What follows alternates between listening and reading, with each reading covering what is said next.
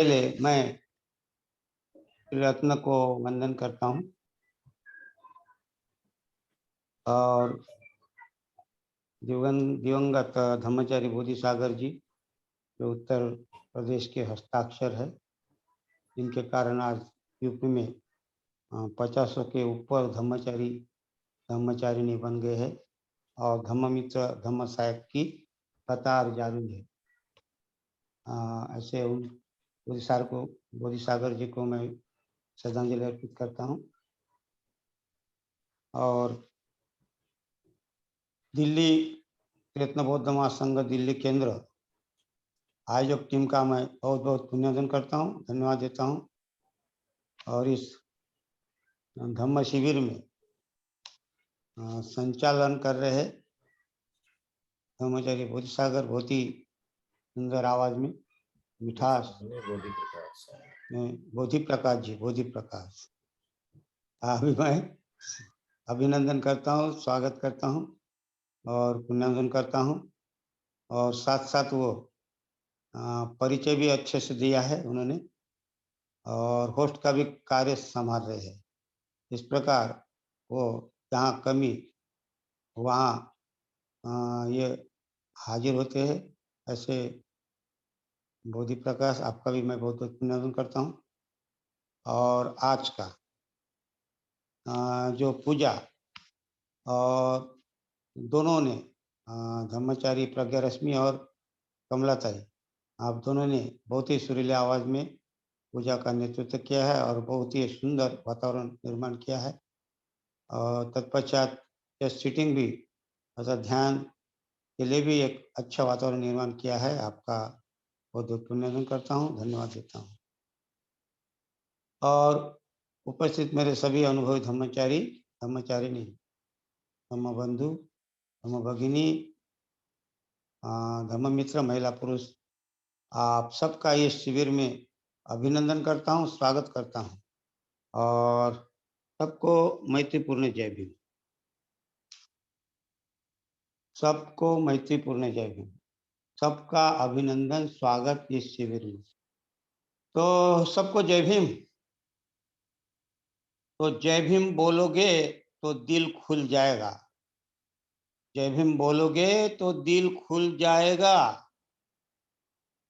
और मैत्री करोगे तो द्वेष भूल जाएगा। जय भीम बोलोगे तो दिल खुल जाएगा और मैत्री करोगे तो द्वेष क्रोध भूल जाएगा। ऐसा ही है ये बुद्ध का धम्म नागरतन। ऐसा ही है बुद्ध का धम्म नागरतन। बुद्ध के शरण में आओगे तो पत्थर पूजना भी भूल जाएगा। पत्थर पूजना भी भूल जाएगा। तो बहुत बहुत बहुत बहुत धन्यवाद। क्योंकि हम पत्थर पूजा में लगे रहते हैं, बहुत से लोग पत्थर पूजा में लगे रहते हैं, लेकिन जब बुद्ध की शिक्षा का अनुभव धीरे धीरे होता है तो हमारे मन में जो पत्थर बैठा हुआ है, कर्मकांड बैठे हुए धीरे धीरे विदा हो जाते हैं। और इसलिए जय भीम कितना महत्वपूर्ण है। जय भीम कितना महत्वपूर्ण है। बाबा साहब ने जय भीम के पीछे कितनी दास्तान है। इस जय भीम का ऐसे सस्ता नहीं है, क्योंकि जय भीम के पीछे बाबा की हर कहानी छुपी हुई है। इसके लिए हम अगर उनका इतिहास देखें तो हमें पता चलेगा कि बाबा साहब ने हम लोगों के लिए कितना त्याग किया है। तो इतना करने के बाद भी हमें धम्म दिया है और धम्म ऐसा धम्म दिया है कि सारे जहाँ में हजारों धर्म होंगे उस सभी से श्रेष्ठ और सभी से अलग ऐसा धम्म है कि विकास की ओर ले जाता है। और इसलिए बाबा साहब का बहुत बहुत पुण्यवान। और इस धम्म को देकर बाबा साहब चले गए हैं। उन्होंने कहा था कि मेरा धम्म कार्य इतना इतना धम्म कार्य है कि उस धम्म कार्य के लिए मेरा एक एक मिनट कम पड़ता है।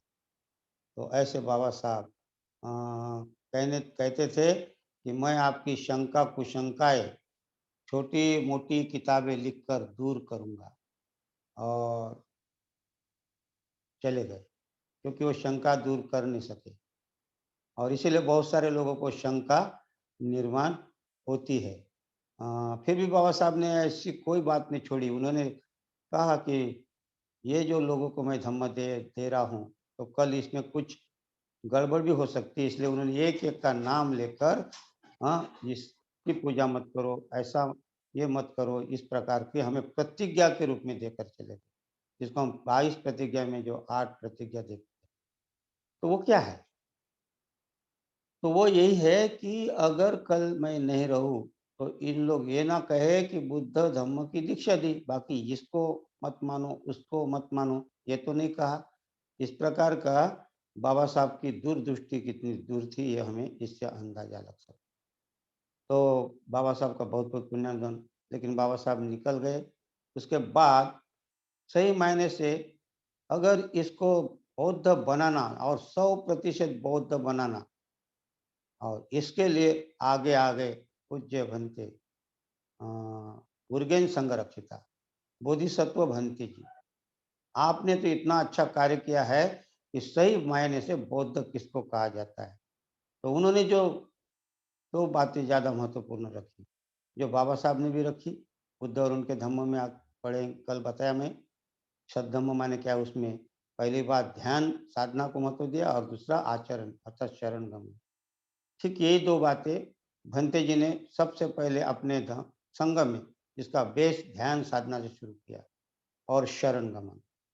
तो इस प्रकार ये 2 बातें भंते जी ने भी हमारे सामने रखी है। तो पूज्य भंते उर्गेन संघरक्षिता भी कितने महान एक बोधिसत्व, आधुनिक बोधिसत्व हम कहते हैं उनको, क्योंकि उन्होंने जो कार्य किया एक 100% बौद्ध बनाने के लिए, और इस प्रकार धम्मचारी के रूप में आपके सामने, हमारे सामने एक नमूना खड़ा कर दिया है।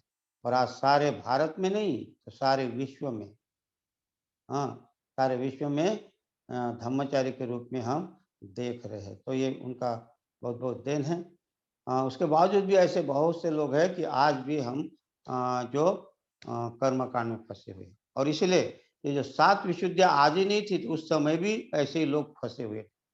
आज का तो पढ़ा लिखा है, आज का वर्ग पढ़ा लिखा है, सभी पढ़े लिखे, लेकिन कल का पढ़ा लिखा नहीं था, लेकिन बुद्धिमान बहुत था, विचार करता था, चिंतन करता था, और वो अनपढ़ होने के बावजूद भी बुद्ध धर्म की ओर खींच के चला आ जाता था।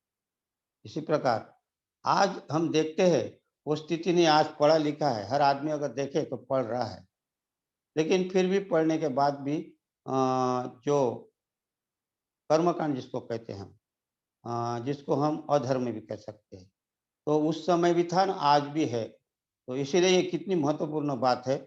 और ये बात 5वें रथ में हम देखते हैं कि ये जो 7 विशुद्धियाँ में सारिपुत्र को पूर्ण बता रहा है कि 5वीं जो विशुद्धि है, वो है मग्गा मग्ग विशुद्धि। मग्गा मग्ग विशुद्धि अर्थात अ, ये जो 5वां रथ है, हम कल तक अ, दृष्टि, दृष्टि के बाद कंख वितरण, और कंख वितरण के बाद में मग्गा मग्ग विशुद्धि तक अभी हम पहुँचने वाले हैं। तो कल हमने देखा कि दृष्टि और अ, दृष्टि विशुद्धि और कंख वितरण विशुद्धि, ये दोनों का संबंध में जैसा जो दुआ है, जिसको कहते हैं, जिसको पंचस्कंद, तो पंचस्कंद का कितना महत्वपूर्ण रोल है, ये कल देखने की कोशिश की। और ये दोनों उसके ऊपर दृष्टि और कंखा, है ना, कुशंका, शंका कुशंका, इसमें हम फंसे हुए रहते हैं, ये कल देखा हमने। इसी प्रकार आज जो है मग्गा मग्ग, और मग्गा मग्ग विशुद्धि, और अ, प्रतिपदा ज्ञान दर्शन विशुद्धि। तो ये जो प्रतिपदा और मग्गा मग्ग, इसका भी दोनों का संबंध देखा जाए, तो इसके दोनों के बीच में जो काम करता है, उसको 3 बातों की जरूरत होती है, और वो हम देखने की कोशिश करेंगे, क्योंकि दोनों एक दूसरे के ऊपर, जैसे ये 2 हम कल देखे, इसे ये 2 भी एक दूसरे के साथ-साथ है। मग्गा मग्ग विशुद्धि अर्थात और जो उसके बाद 6वीं जो विशुद्धि है, उसका नाम है प्रतिपदा। प्रतिपदा अर्थात प्रतिपदा, अर्थात क्या है? तो ये दोनों का हम देखने की कोशिश करेंगे। और इसीलिए आज हम समझने की कोशिश करेंगे मग्गा मग्ग विशुद्ध। तो मग्गा और मग्ग ये दो शब्द है इसमें। मग्गा मग्ग अर्थात मार्ग और अमार्ग। तो मार्ग और अमार्ग ये दो बात है। तो अमार्ग से जब हम मार्ग की तरफ जाएंगे तब विशुद्धि होती। तो अमार्ग और मार्ग ये दो बातें मिलकर मग्गा मग्ग विशुद्धि का है। तो हमें इस अमार्ग से मार्ग की तरफ जाना है और फिर उसके बाद प्रतिपदा की तरफ जाना है। तो हम अभी अमार्ग क्या है देखने की कोशिश, क्योंकि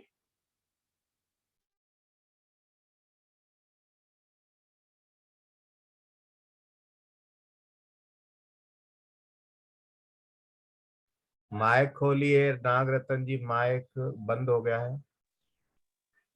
मार्ग अमार्ग तो कहते हैं कि सुखो बुद्धान उपादो। क्या कहते हैं? सुखो बुद्धान उपादो सुखा सधम्म देशना सुखा संघस सामग्री समगानं तपो सुखो।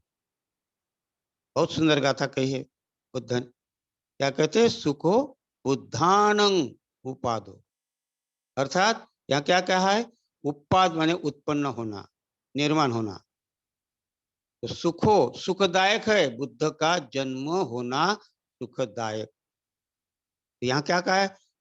सुखो बुद्धान नहीं कहा है, बुद्धानंग, न के ऊपर अनुस्वार है, बिंदु है, तो वो क्या हो गया? बुद्धानंग। एक शब्द का ही कितना महत्व है, बहुत महत्व है। यहाँ ये नहीं कहा कि सुखो बुद्धान उपादो, लेकिन बहुत से धम्म पद वालों ने क्या किया है, जिसने कुछ लिखा है, तो बुद्ध का जन्म सुखदायक है, अर्थात जो बुद्ध जन्म लिया है, बुद्ध जो हुए सम्यक संबुद्ध, उनका जन्म होना सुखदायक है। ऐसा नहीं है, इसका अर्थ बदल गया। यहाँ क्या है? बुद्धानंग उपादो, बुद्धानंग मतलब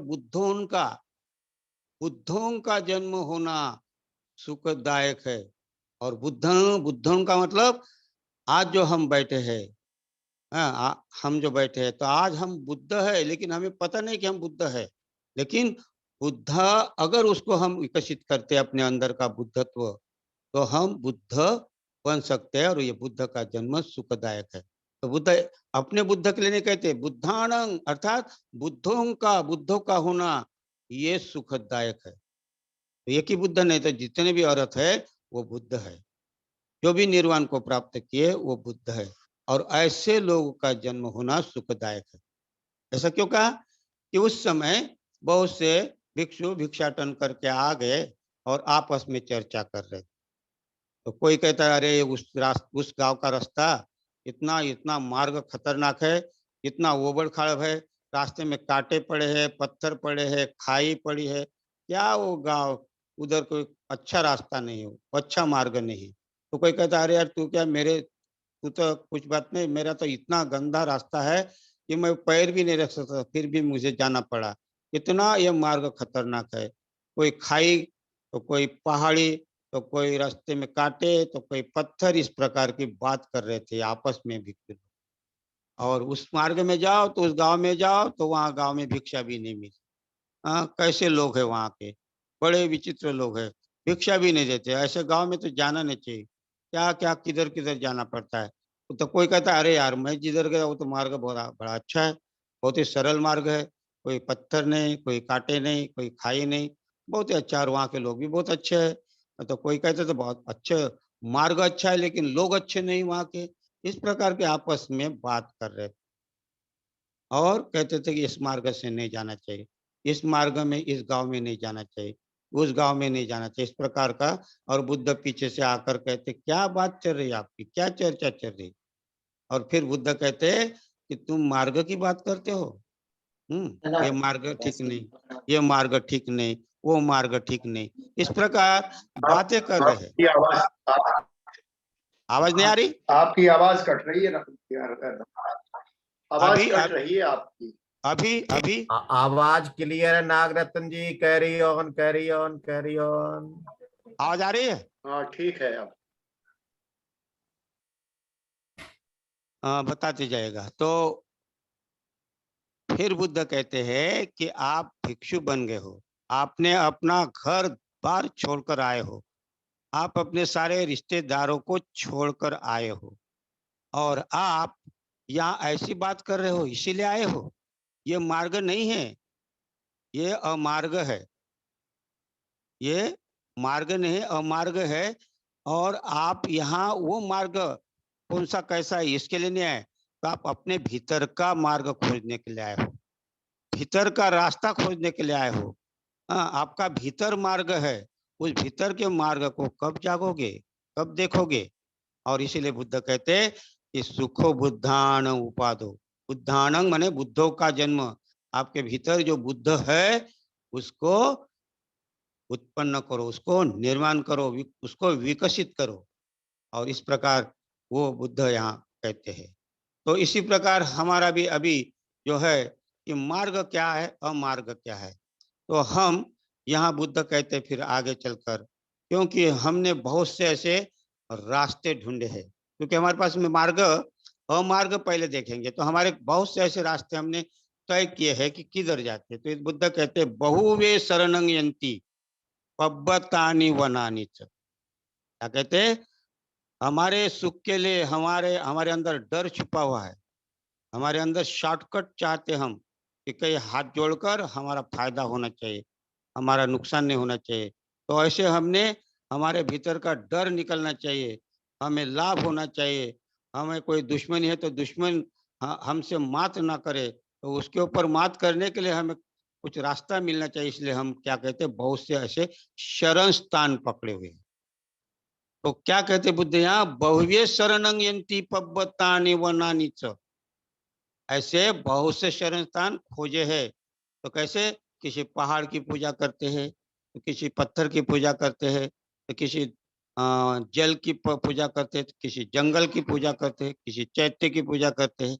इसलिए बुद्ध कहते हैं बहुवे शरणं यन्ति, ऐसे बहुत से शरण स्थान आपने खोज लिए हैं। किस लिए, कि कब मैं सुरक्षित हूँ, अपने सुरक्षा के लिए मैं कब कब सुरक्षित हो, इसलिए आपने इतने सारे शरण स्थान खोजे हैं। तो बहु बहु वे शरणं यन्ति, बहु माने अनेक, शरण स्थान ऐसे। तो आज भी हम देखते कहीं कितना भी अगर देखें हम, तो किसी आबा बाबा के पास शरण जाते, कोई मांत्रिक है उनके पास शरण जाते, और हमारा दुख दर्द ठीक हो इसलिए किसी के भी पैर पकड़ते हैं। हाँ, तो इसी प्रकार आज हमारा भी वही हाल है, कल भी वही हाल था बुद्ध के समय में। और इसीलिए बुद्ध कहते हैं कि पब्बतानि वनानि च आराम रुख चैत्यानि मनुष्य भयत जीता। और ये सब मनुष्य भयत जीता है, भय के कारण, डर के कारण उन्होंने बहुत से ऐसे शरण स्थान निर्माण किए हैं। और फिर ये शरण स्थान में जो पीछे जो आदमी है उसके, और वो आदमी कार्य करता है और वो आपका फायदा उठाता है, और फिर वो फायदा उठाता है और आपको लूटता है, और आपकी सारी संपत्ति हो, धन हो, या आपकी जो भी है सब कुछ लूटने का कोशिश करता है। ऐसा एक वर्ग आपके ऊपर हावी है, उसको मालूम है कि कोई ऐसा शरण स्थान नहीं है, लेकिन फिर भी आपको गुमराह करते रहता है। और इसीलिए हम अमार्ग में, जो मार्ग है उस दूर, उससे दूर चले जाते हैं। और बुद्ध इसलिए कहते हैं कि सुखो बुद्धान उपादो, सुखदायक है बुद्ध का जन्म। अर्थात अगर हम बुद्ध का जन्म, हमारे अंदर बुद्ध का जन्म निर्माण करना है, तो फिर वो बुद्ध का जन्म बहुत सुखदायक। ये कहाँ से निर्माण होगा, और जो मार्ग है वो मार्ग कहाँ से मिलेगा, तो मार्ग मिलेगा हमें हमें ध्यान से। तो ध्यान बड़ा महत्वपूर्ण है। तो तीन बातें हमें ध्यान में रखना है। पहली बात, अगर हम ध्यान करते हैं तो दूसरी बात हमें शरण गमन करना, और शरण गमन करना है तो ये कौन बताएगा आपको शरण गमन करना, ये ध्यान कौन बताएगा। इसके लिए आवश्यकता है, बहुत आवश्यकता है। ऐसा कहते हैं कि बहुत सारे लोग आचरण भी करते, लेकिन उनका आचरण सही नहीं हो पाता। ऐसा होता है, टीचर शिक्षक अपने बच्चों को पढ़ा रहे थे, और पढ़ाते थे, बहुत ही अच्छा नैतिक शिक्षा दे रहे थे। नैतिक शिक्षा अर्थात बहुत ही अच्छा, वैसा देखा जाए तो नैतिक ही शिक्षा दी जाती है। अनैतिक शिक्षा कहीं नहीं दी जाती, वो अपने आप आ जाती है। क्योंकि जो स्कूल है वो नैतिक शिक्षा के लिए है, अनैतिक सिखाने के लिए कोई भी शिक्षा नहीं, नहीं क्या? तो इस प्रकार एक शिक्षक अपने बच्चों को शिक्षा दे रहे थे कि देखो, हमें अच्छा कार्य करना चाहिए, हमें अच्छा पुण्य कमाना चाहिए और पुण्य कमाना के लिए लोगों की मदद करना चाहिए। लोगों को अगर दुखी है तो उनको उनको मदद करना चाहिए उसको, ताकि उनका दुःख दूर हो सके। तो उदाहरण के लिए किसी को जो ज़रूरत है तो उनको हाथ-वार लगाना चाहिए, किसी का बोझा उठाना चाहिए, किसी को हाथ पकड़कर रास्ता पार करना चाहिए, किसी को अंधे है, दिखाई नहीं देता है, हाँ, एकदम बुड्ढे हैं, चल नहीं सकते ज़्यादा और रास्ता भी पार नहीं कर सकते, तो ऐसे लोगों को रास्ता पार करना चाहिए, तो ये पुण्य कर्म करना चाहिए। और इस प्रकार टीचर ने कहा कि अब कल देखें, कल मैं पूछूँगा आपके कौन-कौन अच्छा कार्य करके आते, पुण्य कर्म करके आते। कि कोई किसी को कैसी मदद करते तो कल मैं पूछूंगा। और इस प्रकार वो टीचर ने सब बच्चे गए और फिर दूसरे दिन पूछा। दूसरे दिन बच्चे आ गए तो बच्चों को पूछा, हाँ, तो कल मैंने पूछा था किसने भला काम किया, किसने किसने अच्छा काम किया, किसने अच्छा पुण्य कर्म किया। तो एक लड़का खड़ा हो गया और उन्होंने कहा कि सर मैंने बहुत ही अच्छा काम किया है। हाँ, बोलो क्या काम किया है? तो मैंने एक बुढ़ी औरत को, बहुत ही बुढ़ी थी, उसकी गर्दन हिल रही थी, उसके हाथ में लकड़ी थी और उसको कम दिखाई दे रहा था। तो ऐसे बुड्ढी को मैंने मदद की और इस पार से उस पार उसको कर दिया। अरे वाह! बहुत अच्छा काम किया। सड़क के रोड से इस पार से उस पार कर दिया, बहुत अच्छा काम किया, पुण्य कार्य किया, बहुत धन्यवाद, बहुत-बहुत ऐसा कहे। फिर एक लड़का और खड़ा हो गया, उसने बोला मैंने भी अच्छा काम किया सर।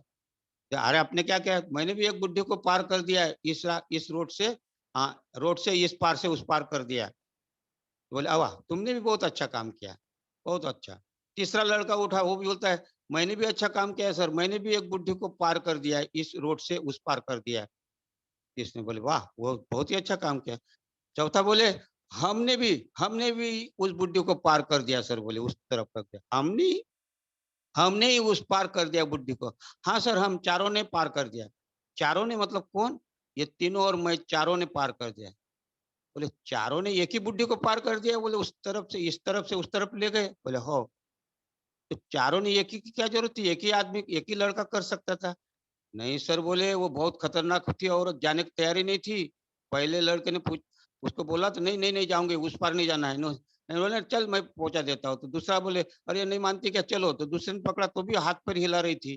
फिर तीसरे ने पकड़ा, माने नहीं थी, तब तब मैं भी गया, हम चारों ने उसके पैर हाथ पकड़कर इस पार से उस पार कर।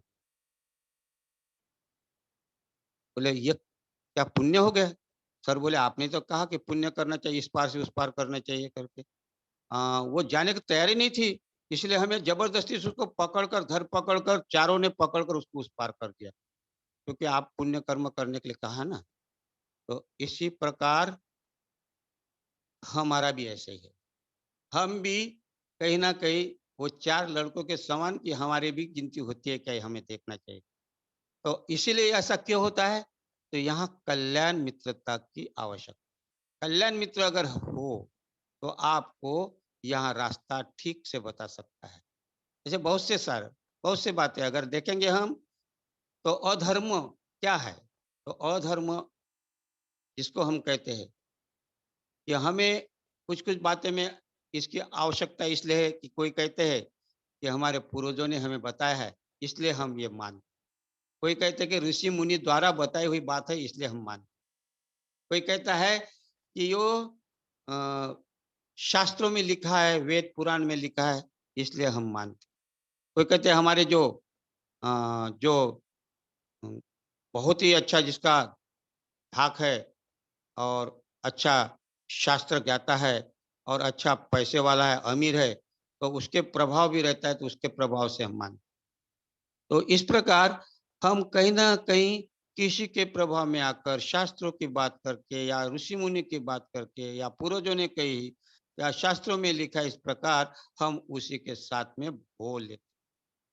और इसीलिए यहाँ हमें कल्याण मित्रता, अमार्ग पर जाने के जो है हमें उसके लिए कोई बताने की जरूरत नहीं पड़ती, हमें लगता कि नहीं सही कर रहे हैं, हम सही चल रहे हैं, और इस प्रकार के हम अमार्ग पर लग जाते हैं। और इसीलिए यहाँ हमें मार्ग पर लाने के लिए, मार्ग सही मार्ग क्या है इस तरफ जाने के लिए हमें कल्याण मित्र मदद करते हैं। इसलिए तो आनंद बुद्ध को कहते हैं कि भगवान ये तो कल्याण मित्रता तो आधा धम्म है। तो बुद्ध क्या कहते हैं, नहीं नहीं आनंद, ये कल्याण मित्रता आधा धम्म नहीं है, पूरा पूरा धम्म है। अर्थात देखिए बुद्ध क्या कहते हैं, कल्याण मित्र ये पूरा धर्म है। मतलब कितनी बड़ी बात बुद्ध ने कही है। तो इसीलिए हमें अधर्म, और हम देखते हैं बुद्ध और उनके धम्म में अधर्म क्या है। हाँ, तो इसीलिए यहाँ हमें थोड़ा सा अधर्म क्या है, अर्थात अमार्ग अर्थात अधर्म है। और ऐसी कुछ 8 बातें अधर्म की बाबा साहब ने बुद्ध और उनके धम्म में बताई। और इसीलिए हम कहीं ना कहीं इसमें है क्या, ये हमें चेक करना है, हम कहाँ हैं। हाँ, हम ये 8 बातों में कहाँ फंसे हुए हैं, तो हमें देखना पड़ेगा। तो पहली बात कहते हैं कि परा प्राकृतिक में विश्वास रखना अधर्म है, अर्थात अमार्ग है। इसका मतलब ही अमार्ग अर्थात अधर्म, परा प्राकृतिक में विश्वास रखना। तो परा प्राकृतिक अर्थात चमत्कार में विश्वास रखना। तो हम चमत्कार को नमस्कार करते हैं क्या, तो हमें अपने आप को देख अपने अपने को चेक करना चाहिए। अभूतवादी निरयंग उपेति, बुद्ध क्या कहते हैं, अभूतवादी निरयंग उपेति यो चापी कत्वा न करो मीति चाहं। क्या कहते हैं, अभूतवादी, अभूतवादी का अर्थ होता है अभूतवादी, अर्थात कौन सा, ये अभूतवादी मतलब क्या है कि ये असत्यवादी, इसको कहते हैं अभूतवादी को असत्यवादी। और कैसा कहा है इसको, सत्य असत्यवादी यहाँ क्या कहा कि जो नहीं है अस्तित्व में उसको है कहना, जो अस्तित्व में है ही नहीं उसको कहना कि है, इसको बोलते असत्य अभूतवादी। और फिर क्या कहते हैं, अभूतवादी निरयंग उपेति, उपेति माने जन्म होना या यातना में पड़ना। तो ये जो है, जो असत्य बोलता है, असत्यवादी है, जो अस्तित्व में नहीं है उसके लिए हाँ करता है कहता है, तो वो यातना में पड़ता है। और दूसरी बात कहते हैं यो चापी कतवा न करो मिति चाहं। और जो हमने किया है, दूसरी बात कहते हैं बुद्ध, जो हमने किया है वो किया है तो भी हम कहते कि मैंने नहीं किया, अतः जो किया है वो मैंने नहीं किया, ये भी एक असत्य बात है। तो ये 2 बातों में हम कहीं ना कहीं फंसे हुए हैं, और यही अधर्म की ओर ले जाते हैं, अमार्ग की तरफ ले जाते हैं। लेकिन हमें लगता है, क्या लगता है कि नहीं हमने कुछ गलती नहीं की। हाँ? अभूतवादी निरंगुपेति यो चापी कत्वा न करो मिति चाह।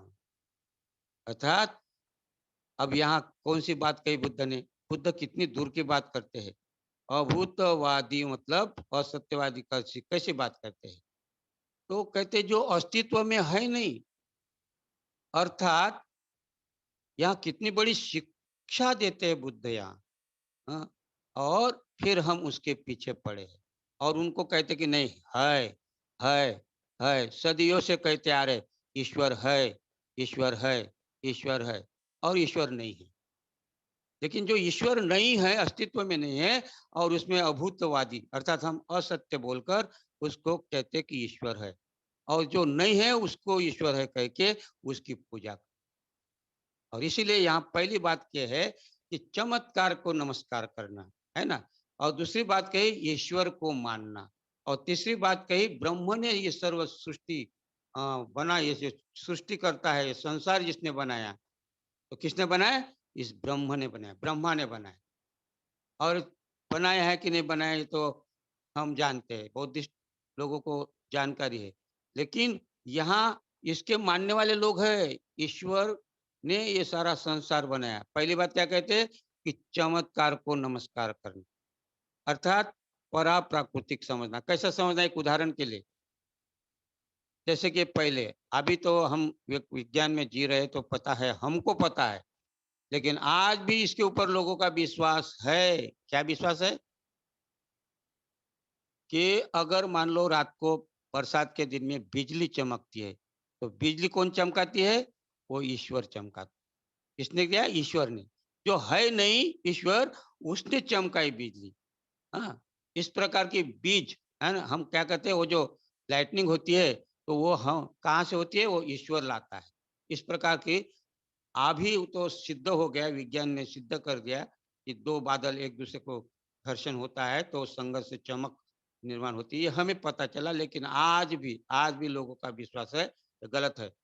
वो जो बादल है ना, वो बादल को भी वो ईश्वर ही ढकेलता है और वो बिजली लाता है। इस प्रकार की धारणाएं अभी भी है, और इसीलिए हम अमार्ग अधर्म में अभी भी फंसे हुए हैं क्या, तो ये हमें देखना पड़ेगा। और दूसरी बात है ईश्वर को मानना। तो अभूतवादी निरयं उपेति यो चापि कत्वा न करोमीति चाह। उभोपि ते पेचंग समा भवंती निहिन्न कम्मा मनुजा परथ। ऐसे नीच कर्म में मनुष्य फंसा हुआ है।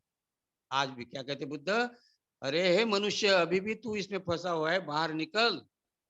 क्योंकि जो नहीं है उसका तू बखान करता है, और जो किया है उसको कहता कि नहीं किया है। अब नहीं किया है और किया है क्या है? तो किया है क्या और नहीं किया कैसे बोलते? तो आप इसको पता कर सकते। अपन धम्म जो ग्रुप में रहते तो बहुत अच्छा मजा आता है ग्रुप चर्चा में, लेकिन अभी कोई बात नहीं। लेकिन यहाँ देखना कि हिंसा करते हैं लोग और कहते हैं मैं हिंसा नहीं की।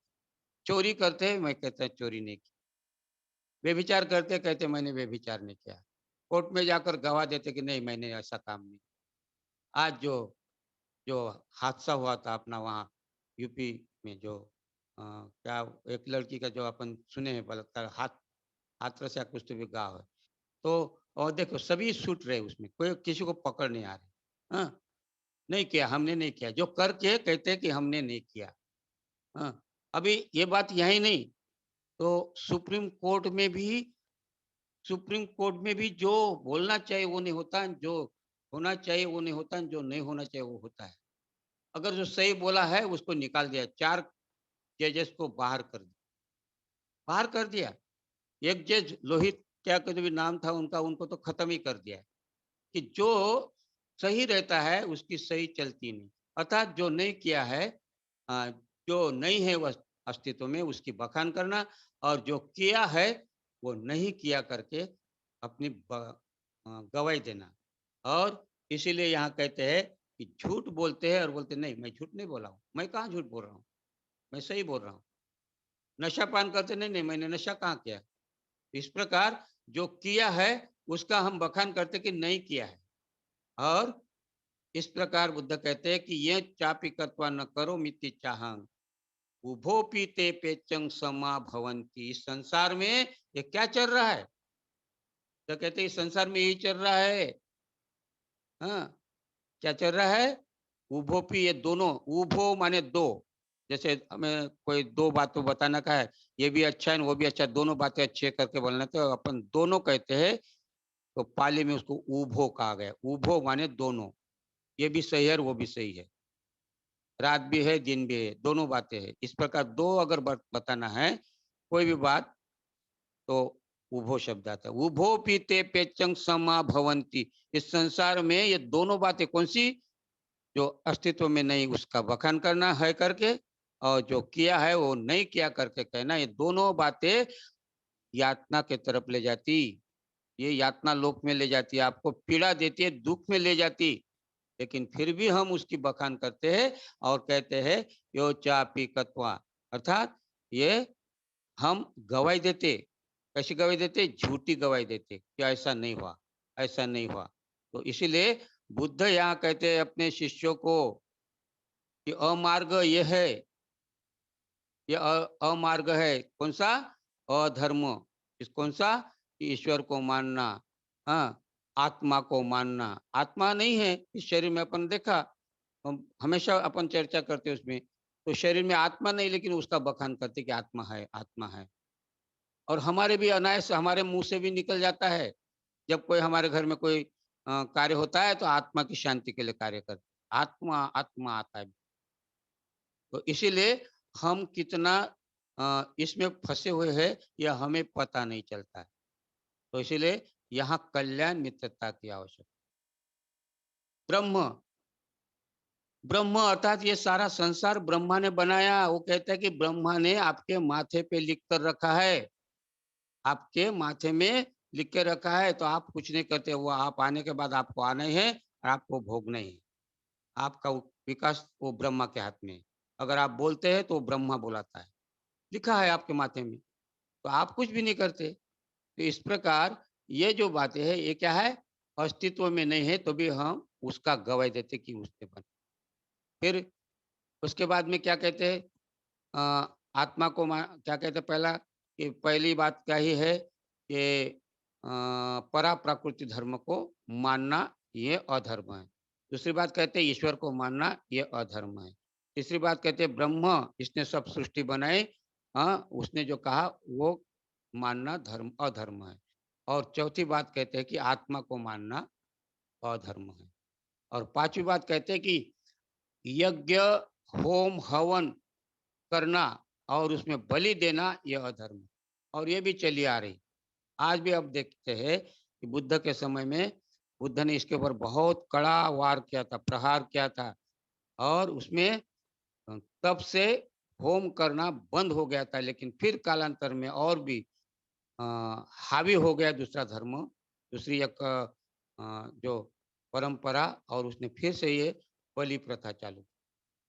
पहले तो आदमी की, पहले तो जानवर की बलि दी जाती थी। मैं इतिहास में नहीं जाऊंगा क्योंकि इतिहास अपना विषय बड़ा है, लेकिन उस समय बलि दिया दिया जाता था, और वो धर्म के नाम से कि अगर आप इसमें बलि देकर धर्म पूरा कर रहे हैं आप इस प्रकार की, तो राजा महाराजा सब लगे थे।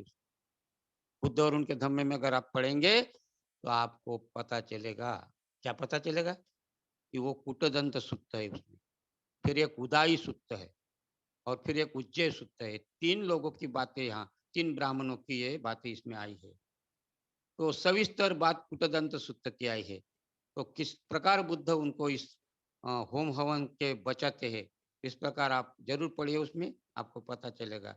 तो बलि पहले आदमी जानवरों की दी जाती थी, और धीरे धीरे अगर कोई नहीं मानता था, कोई अगर अपने समान कोई आदमी होता था, नहीं नहीं ये गलत है, तो अरे ये आदमी अगर जिंदा रहेगा तो अपने राज्य में प्रकोप हो जाएगा, तो प्रकोप हो जाएगा, ये आदमी का जिंदा रहना अच्छा नहीं, इसको अगर बलि देंगे तो प्रकोप दूर हो जाएगा। इस प्रकार की अफवाहें फैलाकर लोगों की बलि देना शुरू हो गया। इस प्रकार नर बलि भी शुरू हो गई। और नर बलि किसकी दी जाती थी शुरू में? उन लोगों की दी जाती थी कि जो विरोध में खड़ा हो जाता था। और इस प्रकार इन वर्ग ने, एक वर्ग ने ऐसा किया कि इनको सजा ये होनी चाहिए, और फिर उसको नर बलि करके उसको होम में हवन में डाला जाता था। इस प्रकार ये बुद्ध यहाँ कहते हैं पांचवी बात कि होम हवन यज्ञ और बलि कर्म इसको मानना अधर्म है। और उसके बाद में छठवीं बात कही है, कल्पनाश्रित, कल्पनाश्रित धर्म अधर्म है। कल्पनाश्रित बातें अधर्म है। तो कल्पना में हम जीते हैं, बहुत सारे कल्पना में हम रहते हैं। और उसके बाद में सातवीं और आठवीं जो बात कही है, मैंने कल परसों या कहीं तो बताया कि ग्रंथों का पठन करना अधर्म है, और ग्रंथ में गलती गलती होना ये गलती से परे है, कोई भी गलती नहीं हो सकती, इस प्रकार का मानना भी अधर्म है। क्योंकि कहते हैं कि ग्रंथ में जो लिखा है वही सही है, उसमें कोई गलती नहीं। और हम देखते हैं इसमें ग्रंथों का पठन करना अर्थात हम देखते हैं, तो हम दूसरों को बोलने के वजह हम ही अगर देखें तो वर्षावास में हम ग्रंथ का पठन करते हैं, और ग्रंथ का पठन करते हैं, और फिर जब समापन आता है कोई पूर्णिमा, अश्विनी पूर्णिमा के दिन में, तो वहाँ वहाँ परितान पाठ करते हैं, और वहाँ समापन करते हैं किताब का। और किताब पढ़ते बुद्ध और उनका धम्म है ना, बाबा साहब ने लिखा हुआ, बहुत पवित्र धम्म मानते हैं उसको। उसको अगरबत्ती लगाते हैं और उसमें कि वो जो चालू होता है वर्षावास कहते हैं, वर्षावास में पढ़ते पढ़ने पढ़ते पढ़ते पढ़ते पढ़ते पूर्णिमा के दिन, अश्विनी के दिन में उसको समापन के रूप में परितान पाठ करते। ये क्या क्यों करते हैं? ये अधर्म है। तो हम बौद्ध है क्या? सफेद कपड़े पहनकर परितान में बैठकर हम लोगों को क्या बताना चाहते कि हम सही बौद्ध है? हाँ? मैं कई बार ऐसे जो वाचन होता है, जो पठन करते हैं वर्षावास में, एक दो जगह मैं कई जा बता दिया हूँ कि ये पठन करना धर्म नहीं है। बुद्ध की सही आप सेवा नहीं कर रहे बुद्ध धर्म की। आप इसमें क्या कर रहे हैं? इसको पढ़कर क्या उसमें क्या समझा आप? तो पूरा अगर आप ग्रंथ ही पढ़े और उसका पठन करें तो वो अधर्म है, क्योंकि उसमें समझ ही नहीं आया ना। और परितान के दिन आखिरी दिन में वो पानी मिलना चाहिए करके उसके लड़ाई करते, झगड़ा करते, मुझे पानी नहीं मिला, मुझे पानी नहीं मिला, परितान का पानी। हाँ? मुझे धागा नहीं मिला, मुझे पानी नहीं मिला। इस प्रकार का ये क्या है? ये श्रमण संस्कृति नहीं, ये ब्राह्मण संस्कृति घुसी है हमारे यहाँ। तो ऐसी पठन अर्थात करना, ये ऐसी जो हमारी परिस्थिति है, तो हम ऐसे परिस्थिति से कब बाहर निकलेंगे? हम अगर लोगों को नहीं बताएंगे तो कौन बताएगा? बाबा साहब ने हम पर भरोसा किया था, बाबा साहब ने हमें धम्म दिया था, और अगर हम अगर समझ गए तो हमारा काम है उन लोगों को बताना। लेकिन उन लोग भी समझते नहीं है। बहुत बार देखिए आपकी आपकी बात में अरे अरे बड़े आ गए बताने वाले, परितान करना चाहिए। हाँ? और ये वर्षावास में किताब पढ़ना चाहिए, लेकिन किताब में क्या लिखा है, उसमें क्या बताया है? हाँ? अगर ये जो धम्म अधर्म और सद्धर्म ये अगर शिक्षा वहां अगर लेते हैं, तो मैं कहता हूँ एक ही वर्षावास में अगर इस को पढ़ेंगे तो आप बौद्ध बन सकते हैं। लेकिन हम अमार्ग में और क्यों जाते हैं? ये सब 8 बातें जो बताई ये क्यों होते हैं ऐसा? क्योंकि हमारे बीच में हमारे पास में प्रशिक्षित कल्याण मित्र नहीं। और इसलिए कल्याण मित्र होना बहुत आवश्यक है। और वो कल्याण मित्र आपको धम्म की ओर ले जा सकते। वो आप में 3 बातें बताता है। कौन सी 3 बातें? कि वो पहली बात है कि आप जागृत हो जाओ। जागृत हो जाओ। अभी तक हो गया अजागृत थे, लेकिन अभी जागृत हो जाओ। दूसरी बात कहता है कि आपको मैत्री आवश्यक है। और तीसरी बात कहता है कि जागृति, और दूसरी मैत्री, और तीसरी बात है कि आपको उत्साहित होना चाहिए, आपको वीर्यवान होना चाहिए। ये 3 बातों का आपको विकास करना है। जागृत होना है, मैत्री करना है और वीर्यवान होना है। ये तीनों बातें ध्यान के द्वारा ही आप अर्जित कर सकते हैं। ये तीनों बातें ध्यान के द्वारा ही कर सकते हैं। और इसीलिए वो कोई कल्याण मित्र ही आपको बता सकता है और आपको इस अधर्म से अमार्ग से बाहर निकाल। लेकिन फिर हम क्या कहते हैं? भव्य शरणं यन्ति पब्बतानि वनानि च आराम रुख चेतानी मनुष्य भयत जीता। आदमी डर के कारण अनेक ऐसे शरण स्थान, पत्थर, जल देवता, पानी देवता, जंगल देवता, पत्थर देवता, इस प्रकार के अनेक ऐसी देवताओं के पास में जाकर हम माथा टेकते। क्यों? कि हमारे सुरक्षित नहीं, हम ऐसा हमें लगता है कि हम असुरक्षित है, हमारी सुरक्षा नहीं हो रही, तो हमें डर है। और इसीलिए बुद्ध कहते हैं कि ये डर नहीं है। हाँ? ये कोई ये शरण स्थान नहीं तुम्हारा। तो क्या कहते हैं आगे? नेथं को शरणं खेमं नेथं शरणं उत्तमं नेतं शरणं आगम्मा सब दुखापमुच्यति। ये कोई तुम्हारा शरण स्थान नहीं है। ये जो अधर्म मार्ग है ना, ये कोई शरण स्थान नहीं है। तो ये क्या है? ये कर्मकांड है। ये तुम्हें अधोगति की तरफ ले जाता है। नेतं को शरणं खेमं नेथं शरणं उत्तमं। उत्तमं माने श्रेष्ठ। कोई ऐसा ये श्रेष्ठ शरण स्थान नहीं है जो अधोगति की तरफ ले जाने वाले हैं। और क्या कहते हैं? नेतं शरणमागमा सब दुखापमुच्यति। ये सब आपको दुख की तरफ ले जाने वाले शरण हैं। कोई भी इसमें का शरण स्थान आपको सुख की तरफ नहीं ले जाने वाला है। इस प्रकार बुद्ध वहां आगाह करते। और बाबा साहब ने इसीलिए ये धम्म दिया है कि ये शरण स्थान से बाहर हो। अभी तक बहुत दलदल में फंसे थे, बहुत हो गया। हाँ, बाबा साहब कहते सुधरो। हाँ, सुधरो। मंदिर में तुम्हें क्या कहते, अब तो सुधरो, अब तो सुधरो। और मंदिर में तुम्हें कोई इंसान नहीं मिलेगा, पीटते रहोगे हैवानों से, वहां तुम्हें कोई इंसान नहीं मिलेगा। इंसान मिलेगा तो बुद्ध के धम्म में, वरना घंटा ही बजाते रहोगे, वहां तुम्हें भीम जैसा विद्वान नहीं मिलेगा। इतना बताने के बावजूद भी लोग उस मंदिर में जाते हैं, पूजा करते हैं, पिटाई कर होती है। हम सुनते, हम कई बार सुनते हैं कि पिटाई हो गई है, आने नहीं देते, तो भी हम उस मंदिर में जाने की कोशिश करते, लेकिन बुद्ध के तरफ, बुद्ध के विहार में आने की कोशिश नहीं करते। क्यों? क्योंकि कल्याण मित्र नहीं। तो हमें कल्याण मित्र निर्माण करना, इसीलिए कहते हैं कि अत्ता ही अत्तनो नाथो कोई नाथो परोसिया। क्या कहता है कल्याण मित्र? बताता है कि बाबू, तुम्हारा कोई मालक नहीं है, कोई तुम्हारा स्वामी नहीं, कोई तुम्हारा उद्धार करता नहीं, तुम स्वयं ही क्या हो? मालिक हो। अत्ता ही अत्तनो नाथो कोई नाथो परोसिया, अत्ता ही सुदंतेन, सुदंतेन अर्थात सुदंतेन, सुदंत, दंत माने होता है अनुशासन, दंत माने होता है नियंत्रित करना, अर्थात प्रशिक्षित होने। बुद्धिज्म का शब्द है शासित होने, अर्थात अनुशासित होने। और सु शब्द लगला तो सु अनुशासन, कहते हैं ना बुद्धानं शासनं, तो शासन मतलब ये है दंत, दंत का शब्द होता है, दंत माने नियंत्रित करना खुद को, प्रशिक्षित करना खुद को, और इसी को अनुशासित करना कहते हैं।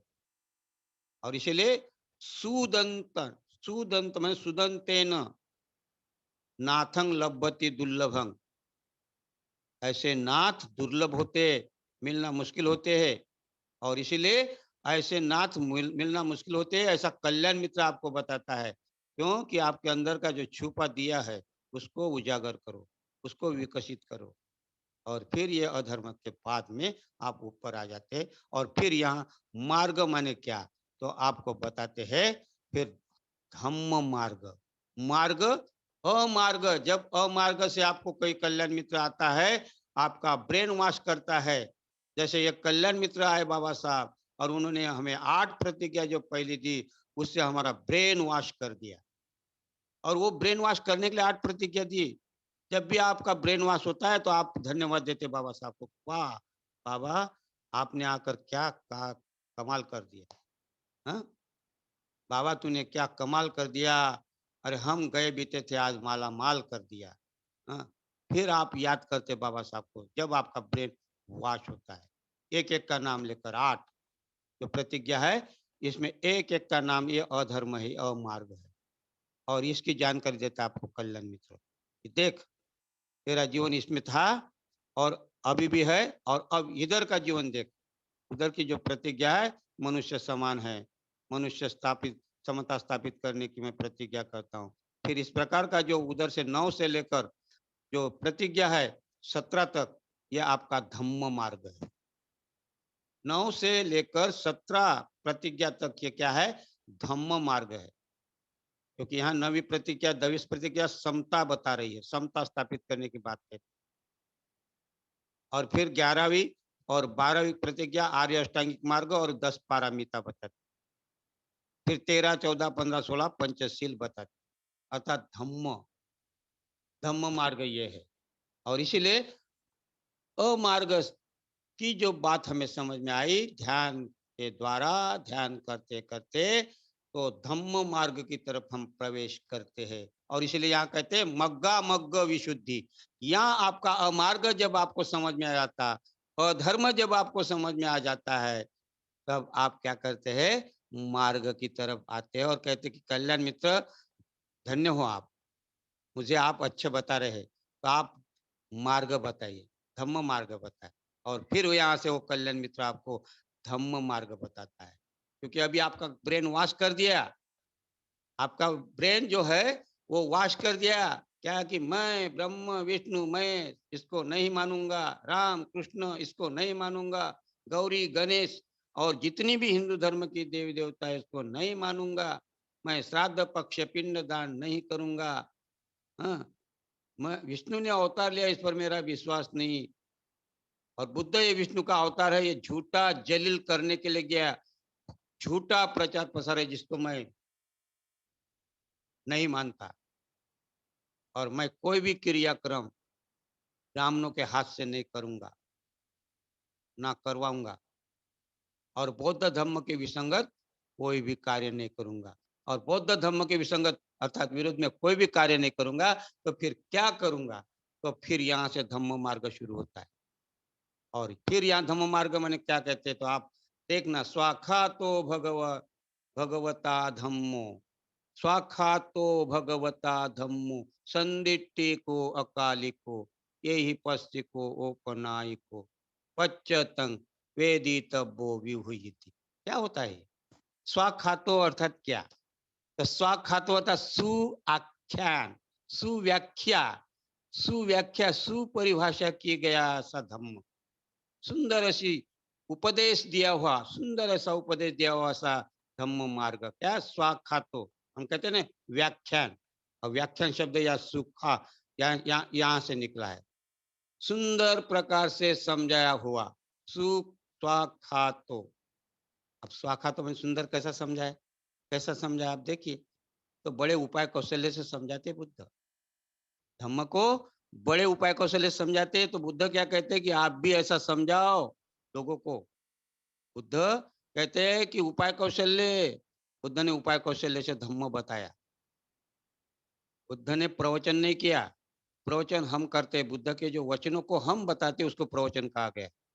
लेकिन कभी ग्रंथों में भी लिखा होगा प्रवचन, वो बुद्ध का प्रवचन शब्द नहीं, बुद्ध के द्वारा जो शिक्षा आ गई, जो वचन आ गए, जो उसको उपदेश कहते हैं, या देशना कहते हैं, या संदेश कहते हैं, या आदेश कहते हैं, या शासन कहते। और ये शासन शब्द बुद्धानंग शासन कहते। तो बुद्ध क्या कहते हैं? शासन करते हैं, बुद्ध उपदेश देते हैं। क्या कहते हैं? स्वाखातो, बुद्ध द्वारा कहा गया सुंदर कथन। तो सुंदर कैसा? उपाय कौशल्य। कैसा कहते बुद्ध? जैसे किस्सा गौतमी आती है, और किस्सा गौतमी को किस उपाय कौशल्य से धर्म बताते हो, कैसा बुद्धत्व की तरह वो आ जाती। अंगुलीमाल को किस प्रकार धर्म बताते हैं और किस प्रकार वो आता है, इस प्रकार स्वखातो, यह अर्थात सुंदर प्रकार से। तो बहुत से तरीके हैं बताने से, हम भी कह सकते हैं, हमारे हम भी लोगों को धम्म बताने के समय अगर हम बोले अरे ये छोड़ दे वो छोड़ दे, नहीं छूटेगा। हम प्रवचन में बोल सकते हैं, लेकिन किसी के घर में अगर किसी के घर में देवी देवता है, तो उसको अगर देवी देवता कह के ये निकाल दो नहीं तो तुम बौद्ध नहीं, ऐसा बोलोगे तो वो आपको आने नहीं देगा घर। ये उपाय कौशल्य नहीं, उपाय कौशल्य से उनके साथ बात करते करते धीरे धीरे उसका ब्रेन वॉश करते करते वो अपने आप फेंक देगा, ऐसा उपाय कौशल्य। तो कभी उपदेश से, तो कभी संगीत के माध्यम से बता सकते हैं आप धम्म, तो कभी गीत के माध्यम से धम्म बता सकते हैं, तो कभी उकेरित किए गए जैसे सिंबल, जिसको हम कहते हैं कि सिंबल के माध्यम से आप धम्म समझा सकते हैं। हाँ, और कभी कभी आप चुप रहकर भी धम्म बता सकते हैं। और ये चुप धम्म बताने की एक परंपरा चली है बुद्ध धम्म में, एक जिसको कहते हैं कि माँ काश्यप को एक फूल दिया था, अर्थात ध्यान की परंपरा दी थी। क्योंकि अगर किसी को नहीं है तो चल भाई ध्यान कर, तो ध्यान परंपरा से बुद्ध धम्म जीवित रखा है। और इस प्रकार स्वाखातो भगवता धम्मो, तो बुद्ध ने जो कथित किया गया है, बुद्ध ने जो वचन दिए हैं, उसको सुंदर प्रकारे कहना, उपाय कौशल्य से कहना, ताकि अगला वाला होश में आ जाए। बुद्ध ने क्या किया था? 3 प्रकार का धम्म प्रवचन, धम्म आप 3 प्रकार से बता सकते। एक तो उपदेश के द्वारा या प्रवचन के द्वारा, दूसरा कुछ सिंबल है, सिंबल जैसे कि हम देखते हैं सम्राट अशोक ने सिंबल से धम्म उकेरित किया है, चक्र है, बैल है, अश्व है, हाथी है, घोड़ा है, इस प्रकार के सिंबॉलिक धम्म। हम देखते हैं मुर्गी मुर्गा, सुअर और सांप, इसको भी देखते हैं। ये एक प्रकार के, इससे भी धम्म हम बता सकते हैं। और तीसरा है चुप रहकर भी, अर्थात ध्यान। चुप मतलब चुप नहीं, ध्यान करके भी धम्म दे सकते हैं। तो धम्म देने के लिए 3 तरीके से कोई ना कोई धम्म अपने को अपनाना पड़ेगा। तो महाकश्यप ने फूल से हम उसने परंपरा शुरू की, और फिर ये महाकश्यप की परंपरा आज तक शुरू है। आज जो हम यहाँ बैठे हैं ना, आज धम्माचार्य के रूप में हम यहाँ बैठे, धम्म मित्र जो बैठे हैं, तो ये देन उस महाकाश्यप बुद्ध की वो फूल की करामत है। महाकाश्यप ने ध्यान परंपरा को जीवित रखा, और महाकाश्यप जब जाते समय आ गया तो आनंद को उन्होंने ट्रांसफर कर दिया कि ये ध्यान परंपरा चालू रखना। और आनंद गया तो आनंद के बाद कुछ और 1-2 लोग गए, उसने सानवासा आदि है। उसके बाद उपगुप्त नाम के जो भिक्षु थे उनको ये ट्रांसफर कर दिया, और उपगुप्त ने फिर वसुमित्रों को उपगुप्त ने नागार्जुन को ट्रांसफर कर दिया, नागार्जुन ने आर्यदेव को ट्रांसफर कर दिया, और आर्यदेव ने वसुमित्रों को ट्रांसफर कर दिया, और वसुमित्र ने अशोक घोष को ट्रांसफर कर दिया। अशोक घोष अयोध्या के थे, बहुत ही अच्छे मान्य, उनका बहुत ही एक प्रभाव था इस भूमि पर, साकेत भूमि पर, जिसको आज हम अयोध्या कहते हैं। इसने लोगों घूम घूम कर लोगों को कीर्तन के माध्यम से, जो कीर्तन बोलते हैं ना हम, एक हाथ में तारा लेकर उसने गीत गाकर, दोहे गाकर बुद्ध को बताया। तो ये अशोक घोष को ट्रांसफर की, और अशोक घोष के बाद में फिर चलते चलते पुण्यमित्र तक आ गई। पुण्यमित्र के बाद में प्रज्ञातर को दिया, और प्रज्ञातर ने बोधि धर्म को दिया। इस प्रकार बोधि धर्म ये 28वां धर्म गुरु है। और ये बोधि धर्म चाइना में बुद्ध को ले गए, और चाइना में बुद्ध धर्म प्रसार किया। और चाइना में फिर उनके हुई के, फिर तांग सांग, तू शुंग, हुयांग यांग और हुईनेंग, ऐसे 5 गुरु निर्माण हुए। और ये 5वें गुरु ने, हुईनेंग ने, जब अपना कोरिया में धर्म ले गए, और ये कोरिया से फिर जापान में आ गया, और जापान से फिर तिब्बत में आ गया। और तिब्बत से आज हम जो शिक्षा लेते हैं, देखते हैं, तो हमें ऐसा लगता है कि तिब्बत की शिक्षा ऐसी है, ठीक नहीं है। लेकिन हमें ठीक नहीं है, अच्छी नहीं है, लेकिन उसमें से अगर थोड़ा हमें विश्लेषण करके देखा जाए तो कुछ बातें तो अच्छी होगी, वो अच्छी बातें ले सकते हैं हम। तो इस प्रकार ये परंपरा चली आ रही है, और ये बोधि धर्म से इधर इधर यहाँ तक चली आई। और फिर जो 7वीं सदी से 11वीं सदी तक यहाँ जो सिद्ध पुरुष हो गए, खाली ध्यान ध्यान ध्यान, 7वीं सदी से 11वीं सदी तक ध्यान ही परंपरा रही। बाकी प्रवचन वगैरह कहीं नहीं था, उपदेश ज्यादा नहीं था। तो इन लोगों ने ये परंपरा कायम रखी, और इनमें से फिर नवनाथ पंथ निकले, और नवनाथ पंथ धीरे धीरे आगे चलकर आज भी हम जानते हैं। और फिर इसी ध्यान ध्यान साधना से संत कबीर इसी परंपरा के हैं। और संत कबीर के बाद में अगर हम जो भी देखते हैं यहाँ, जो संत गुरु घासीदास बाबा है, या रैदास जी है, या उधर तुकाराम महाराज है, या चोखो महाराज है, ये सब ये ध्यान परंपरा से निकले हुए हैं। और इसी ध्यान परंपरा को सिक्किम में चली गई, और सिक्किम से, और तिब्बत से, और यहाँ चाइना से, ताइवान से, यहाँ ये परंपरा चलती आ रही है। और ऐसे में पूज्य भंते उर्गेन संघ रक्षिता, उन्होंने भी इन लोगों से शिक्षा ग्रहण की। उनके तो 9 धर्मगुरु थे पूज्य भंते उर्गेन संघ रक्षिता के, और उन्होंने सबसे ध्यान सीखा, और वो ध्यान से ही महत्वपूर्ण ध्यान समझकर हम लोगों को ध्यान परंपरा दी। और हम आज जो धम्मचारी के रूप में है, वो महाकाश्यप के ध्यान परंपरा चली आ रही है, और आज वो कायम है। और इसीलिए ये कल्याण मित्रता चल रही है, ऐसी कल्याण मित्रता। वो अगर ये बीच के कल्याण ध्यान साधना कल्याण मित्र नहीं मिलते तो आज हम यहाँ तक नहीं पहुंच। और आज भी हमारा तो हाल रहता बाबा साहब जाने के बाद, तो आज भी, लेकिन आज जो हम अच्छे मार्ग पर है, हम श्रोतापन्न बन सकते हैं, हमें बुद्ध क्या है समझ में आ रहा है, तो ये ध्यान परंपरा के कारण समझ। और इसीलिए ये स्वाखा तो भगवता धम्मो, अर्थात धम्म जो सिखाना है, देना है, स्वाखा तो सुंदर प्रकार से बताने का जो कार्य किया है जिन्होंने, उसके कारण धम्म टिक सकता है। इसलिए धम्म मार्ग कितना महत्वपूर्ण है हमें समझ आ जाता है।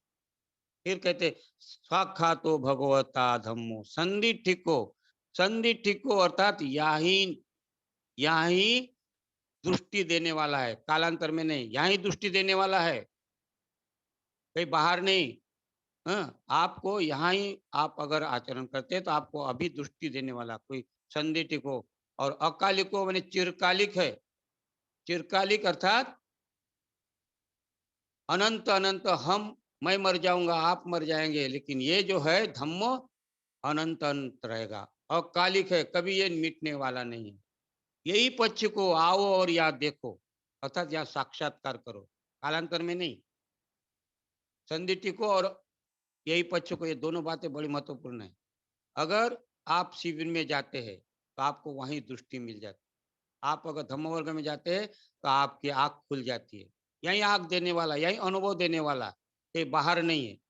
और यही पक्ष को मानी यही आकर देखो, सुनी सुनाई बात पर विश्वास मत करो। किसी पूर्वज ने कहा इसलिए उसके बात विश्वास मत करो। कोई शास्त्र ग्रंथों में लिखा है इसलिए उसके ऊपर विश्वास मत करो। आओ और यही उसका रस चखो, यही पद सीखो। और ओपन आय को खुला है सबके लिए, विकासित। ओपन आय का अर्थ होता प्रगतिशील, विकसनशील, विकास के लिए है ये। अर्थात आप इसमें विकास कर सकते हैं और उसका साक्षात्कार अर्थात यही पक्ष को दर्शन कर सकते हैं आप यहाँ, और आप प्रगतिशील बन सकते हैं। ओपन आय को सबके लिए ये विकास करने का ये मार्ग है। ये प्रगतिशील है, यहाँ प्रगति रुकने वाली नहीं है। और इसके बाद में वेदी तब्बो विभूति है, आखिरी में जो कहा है वेदी तब्बो, क्या कहते हैं, पच्चतंग। पच्चतंग मैंने समझदार, जिसको सम्यक दृष्टि कहते हैं हम, जिसको क्या कहते हैं हम, सम्यक दृष्टि कहते हैं। तो समझदार आदमी इसका अनुभव लेता है, ये होता है पच्चतंग वेदी तब्बो विविध, कि समझदार आदमी इसका अनुभव लेता है और स्वतंत्र रूप से लेता है। इस प्रकार ये धम्म मार्ग जो है, ये धम्म मार्ग हमें कल्याण मित्र बताता है। कल्याण मित्र बताता है कि यहाँ किस प्रकार हमें आचरण करना है, किस प्रकार ये धम्म हमें आगे आगे ले जाना है। मैंने इस धम्म मार्ग में बहुत सारी बातें छोड़ दी है, क्योंकि संदिटिको को भी छोड़ दिए है और यही पक्ष के भी छोड़ दिए, क्योंकि अपना समय गवा नहीं दे रहा है। और इसीलिए आपको इसमें जरूर पढ़िए। और इसके ऊपर त्रिरत्न वंदना में अगर आप जाएंगे, त्रिरत्न वंदना में धम्मं शरणं गच्छामि अपन कहते हैं, तो वो आप यूट्यूब में देख सकते हैं। धम्म माने क्या और धम्म मार्ग माने क्या, इसमें आपको मिलेगी पूरी डिटेल, इसमें प्रवचन है, तो आप कभी भी देख सकते हैं। तो इस प्रकार हम इसको कहते हैं कि ये धम्म मार्ग मग्गा मग्ग विशुद्धि, तब कल्याण मित्र आपको मग्गा मग्ग विशुद्धि तक ले जा सकता है। और मग्गा मग्ग विशुद्धि के बाद में फिर सुखो बुद्धान उपादो, सद्धम्म, क्या कहते हैं, सुखवा सुखा सद्धम्म देशना। सद्धम्म ये सुखदायक है, धम्म की देशना ये क्या है, अगर ये धम्म देशना हम कर रहे हैं ये सुखदायक है, क्योंकि हम इस देशना से बुद्ध बनने वाले। और इसीलिए हम कहते हैं ना कि जिनके मन शुद्ध होंगे उन्हीं के मन में बुद्ध होंगे, वरना पाखंडियों के पाखंड से तो युद्ध ही युद्ध होंगे। इसीलिए सद्धम्म सुनना सुखदायक है। हम महामंगल सूत्र में कहते हैं ना, क्या कहते हैं, साकच्छा धम्म, क्या कहते हैं, धम्म सवनंग एतंग मंगलम उत्तमंग, नहीं क्या, उसमें कहते हैं धम्म सुनना सुखदायक है, श्रेष्ठ है, मंगल है। अच्छा, मतलब उनके आप अगर देखेंगे कि इसमें क्या कहते हैं, सवनंग, धम्म सवनंग, हाँ क्या कहते हैं उसमें, अपमादो धम्मेसु, और उसके बाद में कंतिच, क्या वो महामंगल सूत्र में अगर आप पढ़ेंगे तो धम्म सुनना श्रेष्ठ है। क्या है, धम्म सुनना श्रेष्ठ है, ये तंग मंगलंग उत्तमंग, हाँ धम्म की चर्चा करना श्रेष्ठ है। और यहाँ धम्म चर्चा या धम्म सुनने के समय अगर हमें कोई दिक्कत आती है तो वह कल्याण मित्रता की आवश्यकता, और इसलिए हमें कल्याण मित्र खोजना जरूरी है। और कल्याण मित्रता आपको ये त्रिरत्न बौद्ध महासंघ में ही मिलेगी, बाहर नहीं मिलेगी। कल्याण मित्रता के कारण ही हम आगे बढ़ रहे हैं। तो आप अगर कोई सहायक है, धम्म अभी-अभी आ रहे हैं, तो उन्होंने कल्याण मित्र अपना खोजना चाहिए, कोई धम्मचारी, कोई कहीं भी धम्मचारी अगर है, कोई पास का केंद्र है तो उसके संपर्क में आना चाहिए और उनको कहना चाहिए कि मुझे गहराई से धम्म सीखना है, क्या आप मुझे कल्याण मित्रता दे सकते हैं? इस प्रकार आप उनको आप याचना कर सकते हैं। जीएफआर में जो भी धम्म मित्र जाते हैं, वो धम्म जो जीएफआर में जो धम्म मित्र है, वो बिना कल्याण मित्र के कोई भी नहीं, क्योंकि उनको कल्याण मित्र की आवश्यकता ही है। और इसीलिए धम्म मित्र जब तक वो जीएफआर अर्थात शरण गमन के टीम शरण गमन के लिए जो जा रहे हैं धम्मचारी बनने के प्रोसेस में जो है, उनका कल्याण मित्र आवश्यक होता है। बिना कल्याण मित्रता के कोई भी धम्मचारी नहीं बन सकता। और इसीलिए कल्याण मित्रता कितनी आवश्यक है। ऐसा कहते हैं कि तिजोरी की चाबी हम किसको देते हैं? घर में अगर परिवार में रहे तो हम किसको तिजोरी की चाबी? जो अपना खास क्लोज जो है, उन्हीं को माँ या बाप बेटे को देगा, अन्य किसी को नहीं देगा। तो इसी प्रकार ये तिजोरी की चाबी से ही श्रेष्ठ है। ये घर के तिजोरी की से चाबी से भी श्रेष्ठ है कल्याण मित्रता। कल्याण मित्रता आपको आध्यात्मिक विकास की तरफ ले जाती है। आपको बुद्ध कैसे बनेंगे? आप बुद्धत्व की तरफ कैसे जाएंगे? तो ये कल्याण मित्र आपको मदद करता है और ध्यान धम्म मार्ग की तरफ आपको ले जाता है। और इसीलिए कल्याण मित्रता आप करना जरूरी है। और इसके बाद जो प्रतिपदा है, वो प्रतिपदा हम कल देखने वाले हैं। और प्रतिपदा अर्थात प्रतिपदा माने क्या? तो हम प्रतिपदा का खाली इतना ही है कि प्रतिपदा का अर्थ होता है आर्य अष्टांगिक मार्ग। आर्य अष्टांगिक मार्ग ये है प्रतिपदा। और आर्य अष्टांगिक मार्ग ये विशुद्धि है, अर्थात प्रतिपदा ज्ञान दर्शन विशुद्धि। और ये हम प्रतिपदा और ये धम्म मार्ग, ये दोनों ही ध्यान ये बीच में है कड़ी।